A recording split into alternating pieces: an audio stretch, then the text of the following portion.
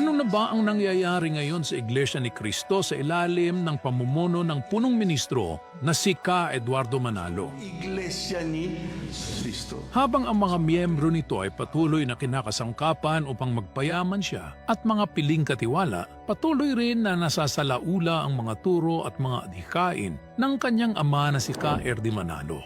Ginagawa nilang mga bulag, pipi at bingi ang mga mananampalataya ng iglesia at gumagawa ng mga bagay na salungat sa mga aral ng Diyos. Malinaw ang aral na ibinahagi ni Ka Erdi Manalo na nagsabi na ang Iglesia ni Cristo ay hinding-hindi magkakaroon ng utang at hinding-hindi magsasanla ng ari-arian. Ang Iglesia ni Cristo ay hindi ho nagsasangla ng mga titulo ng lupa para lamang makakuha ng pondo. Bukas ang opisina ng Iglesia, pag nakakita kayo ng kahit isang titulo na may gravamen o mayroong marka ng pagkakasangla, maghiwa-hiwalay na tayo. Malinaw din ang tagubilin noon ni Ka Erdi na hinding-hindi magpapagamit ang Iglesia sa mga dayuhan at sa mga politiko. Hindi tayo tumatanggap ng pera mula sa mga kandidato o sino mang pinuno ng gobyerno. Ngunit sa ilalim ni Ka Eduardo Manalo ay nabaon sa utang ng Iglesia. Marami ring ari-arian nito na ang ilan ay mga malalaking prime properties ay naibenta o dili kaya ay nakasanla. Public record ang mga yan at hindi gawa-gawa.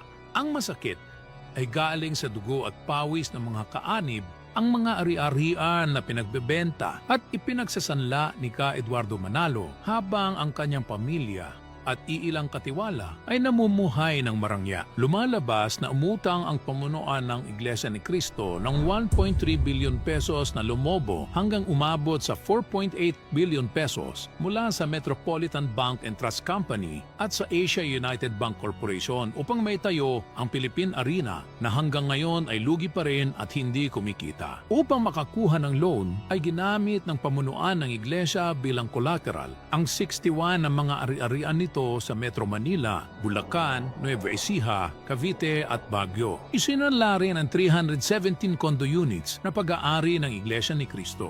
Lalo pang sinalaula ng kasalukuyang pamunuan ng Iglesia ang kanilang simbahan dahil sa kanilang pamumulitika sa halip na paniga ng pagiging tapat sa Diyos at sa bayan ay pinaglalaban pa ang pamilyang Duterte na palamura, bastos, mamamatay tao at matakaw sa pangungurakot. Binubuyo pa nila ang kanilang mga kaani para mag-rally upang suportahan si Vice President Sara Duterte na hanggang ngayon ay hindi may paliwanag kung paano niya nilustay ang 125 million pesos na intelligence fund sa loob lamang ng 11 days. Hindi rin niya maipaliwanag kung sino-sino sina Mary Grace Piatos at ang libo-libo pang mga imbentong pangalan na tumanggap ng daan-daang milyon na confidential intelligence fund. Nakakasulasok din ang ginawang alyansa ng kasalukuyang pamunuan ng Iglesia ni Cristo kay Apollo Kibuloy, ang nagpapanggap na Son of God at pinuno ng Kingdom of Jesus Christ na nahaharap sa mga kaso hindi lamang sa Pilipinas kundi maging sa Amerika dahil sa panghahalay sa mga menor de edad at human trafficking.